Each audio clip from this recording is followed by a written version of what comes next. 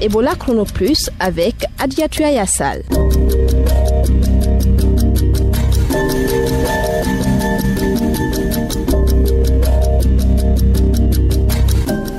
Vous écoutez Ebola Chrono Plus, bienvenue. Un nouveau cas d'Ebola notifié au Libéria, on en parle dans cette émission. Réticence à Massanta, les habitants de Gowou et Makoeta refusent l'aide de la coordination. Makan Soumaoro nous en dira plus dans un instant.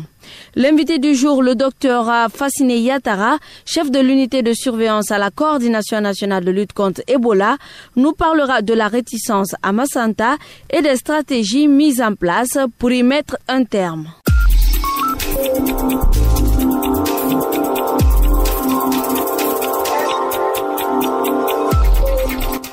Bonjour à tous, comme annoncé dans le sommaire, le Libéria vient de notifier un nouveau cas d'Ebola. Il s'agit d'une femme de 30 ans décédée ce jeudi 31 mars 2016. Selon l'OMS, elle a été admise dans un hôpital de Morovia avant de décéder. Ce nouveau cas intervient 2 mois après la proclamation officielle de la fin de la transmission du virus dans ce pays. La chaîne de contamination n'a pas encore été déterminée.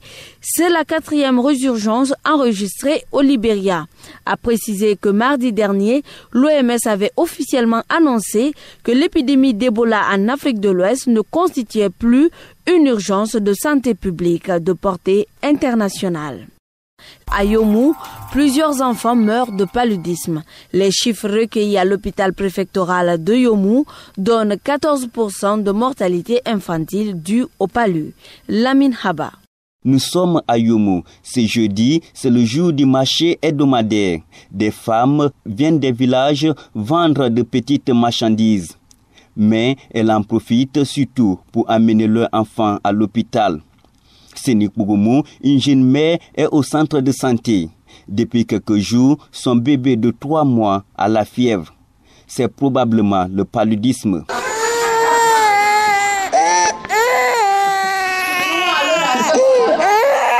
Mon bébé est malade, il y a de cela 3 jours. Il a le corps chaud. On ne m'a pas encore donné des médicaments. Alors que le paludisme est une maladie facile à prévenir, il reste la cause majeure de la mort des enfants à Yomou. Chaque année, plus de 14% d'enfants de 0 à 5 ans en meurent. Le docteur Sidbé Sanoussi, directeur d'hôpital de Yomou, associe cette flambée à des habitudes sociales de la population. Les facteurs sont très immenses et il y a beaucoup de dysfonctionnements. Le premier facteur de dysfonctionnement, c'est au niveau communautaire, d'alphabétisation de la population. Nous avons une population de plus de 90% analphabètes. Et c'est une population généralement qui se contente de ce que les gens sont en train de dire comme des rumeurs. Dire que quand l'enfant fait des crises convulsives, il a le regard plafonné. Généralement, c'est la sorcière qui est en train de suivre l'enfant, ou bien c'est le diable, et on l'envoie dans des lieux qui ne sont pas appropriés pour son traitement. Et généralement, ça crée des complications au niveau communautaire. Généralement encore, il y a la non-utilisation des moustiquaires imprégnés pour la prévention. En dehors de ces considérations traditionnelles, le docteur Sidbé Sanoussi souligne aussi l'incompétence de certains agents de santé. Quand les agents reçoivent les enfants qui sont très gravement malades dans les postes de santé ou les centres de santé, parfois il y a certains agents qui n'ont pas la compétence pour la prise en charge. Et ils confondent le paludisme grave au paludisme simple. Et le sang, la transfusion sanguine. On ne peut pas faire la transfusion sanguine dans un centre de santé, ni un poste de santé. Il faut que les gens acceptent de recevoir, d'accueillir très bien d'abord les malades et éviter de demander beaucoup d'argent. Le taux de mortalité du paludisme est très élevé, à peu près les 14%. Ça veut dire que chaque 100 enfants, il y a 14 qui meurent, alors que la norme c'est 2%. Pour Ebola Chrono Plus, Lamine Haba, Yomou. Le ministère de la Santé, appuyé par l'UNICEF, met en œuvre un programme de fortification alimentaire à domicile à base de poudre composée entre autres de vitamine A, d'iode, de zinc. Ce programme cible les enfants de moins de 2 ans. 83 000 enfants bénéficieront dans 5 préfectures, à savoir Dabola, Dinguiraï, Kissidougou, Farana et Mali. Dans ce projet, une poudre de micronutriments est rajoutée à l'alimentation de tous les enfants bénéficiaires. Près de 268 groupements composés chacun d'une trentaine de femmes ont ainsi été identifiés pour appuyer cette mise en œuvre. Mohamed Koma, Ebola Chrono Plus, Conakry. Asma Diallo, Ebola Chrono Plus, Kindia. Sidibé Kondé, Ebola Chrono Plus, Boki. Korkaba, Ebola Chrono Plus, Labi. Alexis Collier, Ebola Chrono Plus, Gekebi. Suivez toute l'actualité dans votre bulletin d'information. Les agents de la riposte basés à Massanta ont du mal à faire le suivi de tous les contacts. Makansou Mauro, vous êtes notre envoyé spécial à Massanta.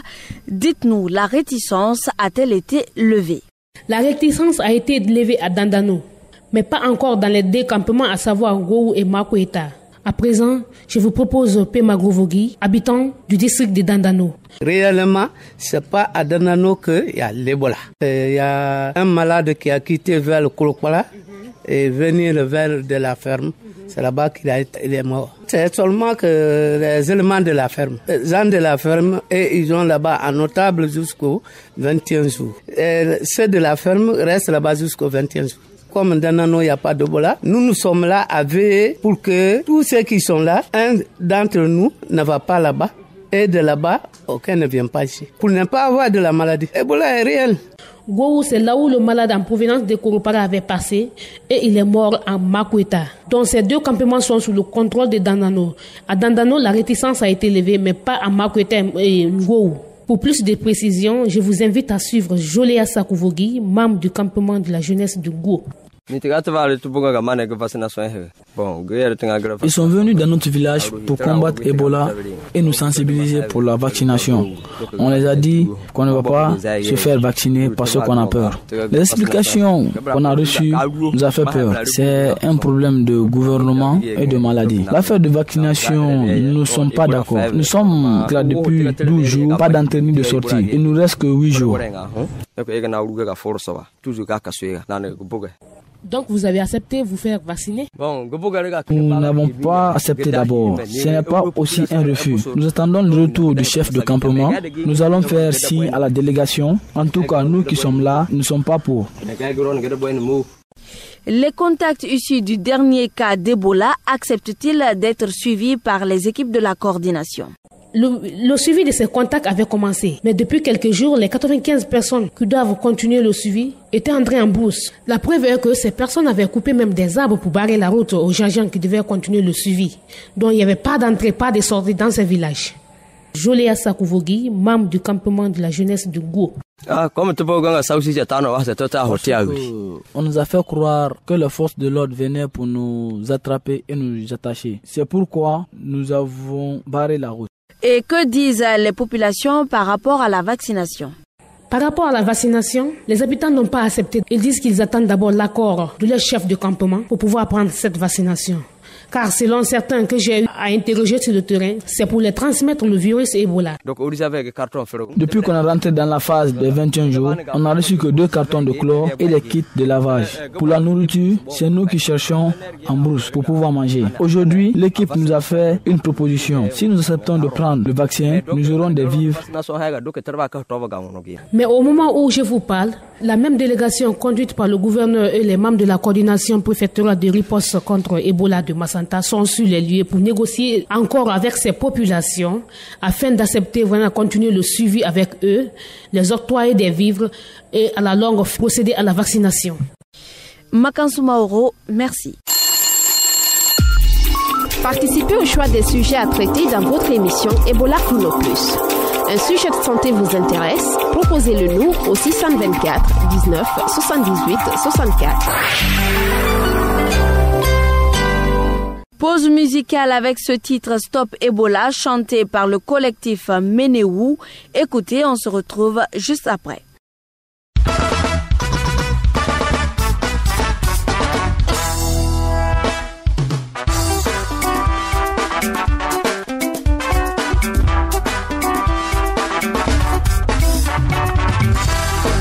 Attention Ebola, stop Ebola.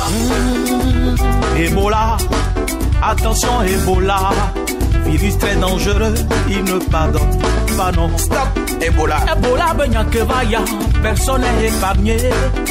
Alors attention, soyons toujours prudents. Stop, Ebola. Évitez de manger la viande de course. Lavons-nous les mains avec du savon. Après avoir serré la main à toute personne, oui. Ne permettons pas à ce virus de nous atteindre, non. Alors ensemble disons, stop Ebola. Attention Ebola. Stop, stop Ebola. Stop Ebola.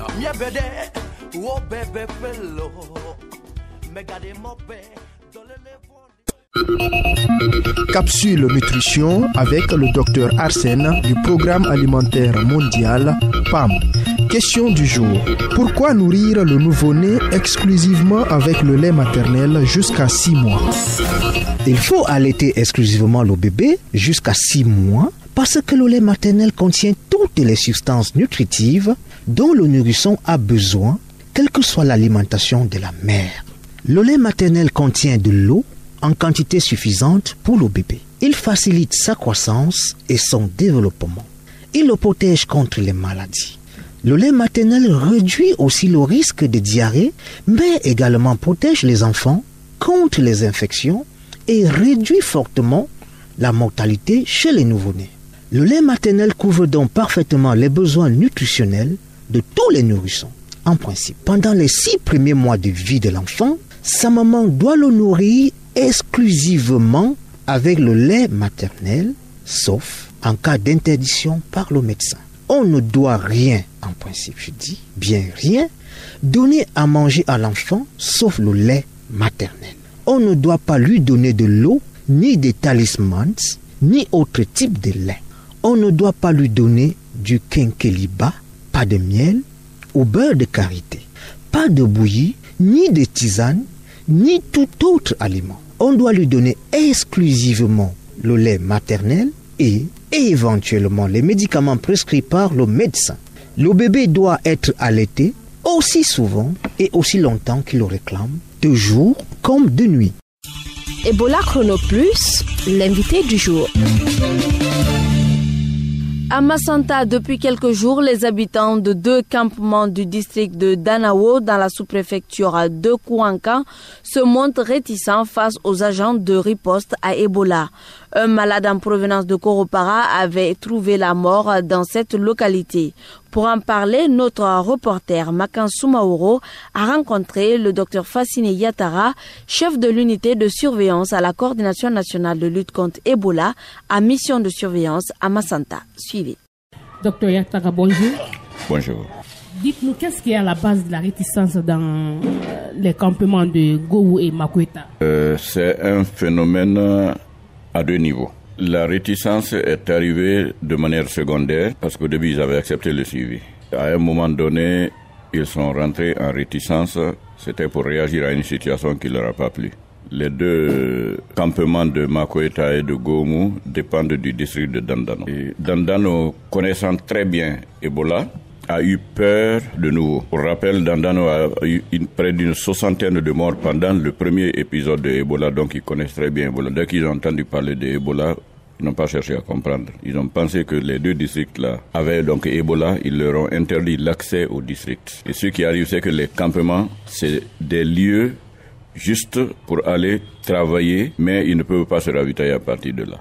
On a proposé une période de suivi comme cela se doit de 21 jours pour les 2 campements. Le district de Dandano leur a interdit l'accès à Dandano pendant ces 21 jours. Ils ont supporté un moment et puis à un moment donné ils ont dit non, on ne peut plus supporter parce que nous relevons de Dandano, même pour avoir le sel il faut qu'on aille là. Si on nous interdit l'accès à Dandano, alors nous aussi on refuse l'accès ici à n'importe quel agent pour le suivi tant que nos chefs de Dandano ne viendront pas ici pour nous dire pourquoi ils nous interdisent d'aller là-bas. C'est ça qui a été le problème. Alors, combien de contacts sont suivis dans ces 2 campements? Dans ces 2 campagnes, il y a 95 contacts. Depuis une semaine, les populations de Koropara ont accepté de se faire vacciner. Est-ce que les habitants de ces 2 campements acceptent la vaccination maintenant? Mais ils ne savent même pas de quoi il s'agit pour le moment, parce que la vaccination n'a pas commencé là. On ne peut parler de vaccination que lorsque on a des interlocuteurs. Il n'y a plus d'interlocuteurs. Donc hier, ce qui était comme solution première, c'était de faire en sorte que Dandano comprenne la réalité des choses. Dandano maintenant a compris. Et donc c'est eux-mêmes qui nous ont accompagnés dans les 2 campements pour les rassurer qu'ils sont avec eux. Et que, donc c'est à partir de ça maintenant là qu'on va négocier avec eux les activités de suivi, dont la vaccination. Je vous informe que la vaccination n'est pas l'activité prioritaire de suivi pour cette période. On sait très bien que la vaccination, elle protège. Mais ce qui est important pour nous, c'est de nous assurer que le malade qui est passé par là et qui y est décédé n'a pas contaminé de personne pendant cette période des 21 jours. Donc la première des choses, c'est d'être sûr que tous les contacts sont là-bas. Deuxièmement, de faire en sorte que les contacts soient vaccinés assez rapidement. Et troisièmement, d'être sûr qu'il n'y a pas de malades cachés. Et s'il y a des malades, qu'ils coopèrent pour qu'on puisse les retirer de là. Ce sont les 3 éléments principaux du suivi. Donc c'est tout ça qui va recommencer à partir d'aujourd'hui. Alors depuis quelques jours, les contacts qui doivent être suivis sont en brousse. Alors quelle stratégie allez-vous appliquer vraiment pour les faire venir?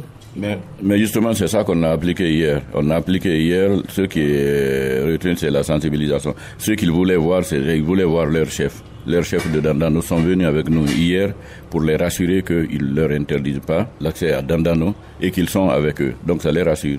Donc nous sommes en train de partir là maintenant pour nous assurer que ça a été fait. Mais en même temps, il y a des mesures d'accompagnement. Puisque c'est des camps retranchés, des gens qui sont retranchés très loin, alors nous avons proposé ce que le gouvernement en pareil cas avec ses partenaires prévoit, c'est de leur donner la nourriture pendant lequel on leur demande de ne pas bouger de chez eux. Depuis une dizaine de jours, ces gens sont dans le suivi, mais ils n'ont pas encore reçu des vivres. Mais c'est parce que personne ne pouvait aller. Ils ont coupé un palmier pour empêcher tout véhicule d'y aller. Tout cela, c'était l'incompréhension. Mais maintenant, à partir d'hier, je crois que le malentendu a été dissipé et tout va être rattrapé à partir d'aujourd'hui. Docteur Yassara, merci. Merci beaucoup. C'était le docteur Fassiné Yatara, chef de l'unité de surveillance à la coordination nationale de lutte contre Ebola. Ebola Chrono Plus, à vous la parole. Place à présent aux questions des auditeurs avec Korkaba. Bonjour Korka. Bonjour Adiatou. Aujourd'hui, nous répondons à 2 de nos auditeurs. D'abord, Amadou Bouya, qui nous a écrit de Kindia. Il veut savoir quelle est la situation actuelle de l'épidémie d'Ebola en Guinée. Alors, retenez qu'à la date du 31 mars 2016, il n'y a qu'un seul cas confirmé d'Ebola et il se trouve au CTE de Zérékoré. Il n'y a pas eu donc de nouveaux cas confirmés depuis le 28 mars dernier. Cependant, sur 871 contacts identifiés, 765 sont suivis. Les activités du microcerclage et du ratissage se poursuivent à Koropara dans Zérékoré. 778 contacts ont été déjà vaccinés et parmi eux, 182 sont des contacts à haut risque. La deuxième question vient de Barry Oumar. Il veut savoir ce qui fait qu'il y a des gens qui ont des dents de couleur jaune et comment faut-il s'en débarrasser. Alors, nous avons trouvé la réponse avec le docteur Mamadou Saliou Diallo. Il est chirurgien dentiste au CMC de Koleya. Généralement, ce qui est à la base de la couleur jaunâtre sur les dents, c'est l'excès du fluor. C'est vrai, c'est vilain à voir, mais généralement, la carie n'attaque pas ces dents-là. Parce que le fluor est là, qui empêche les caries de détruire ces dents-là.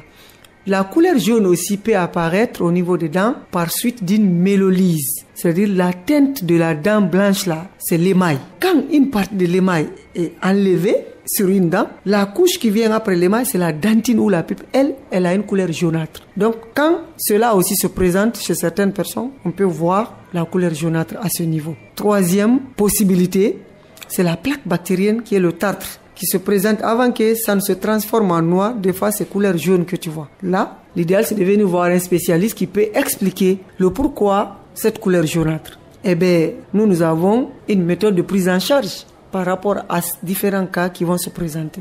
C'était le docteur Mamadou Saliou Diallo, chirurgien dentiste au CMC de Koleya. Continuez toujours à nous envoyer vos questions au 624 19 78 64 et nous nous chargerons de trouver une réponse auprès des spécialistes. Merci Korka. Ebola Chrono Plus, c'est fini pour aujourd'hui. Sachez que vous pouvez réécouter cette émission sur YouTube. Vous tapez Ebola Chrono suivi de la date. La rédaction en chef est assurée par Afio Amata, la technique par Mamadou Kone assisté de Cabinet Sano et la présentation par Adiatou Ayassal.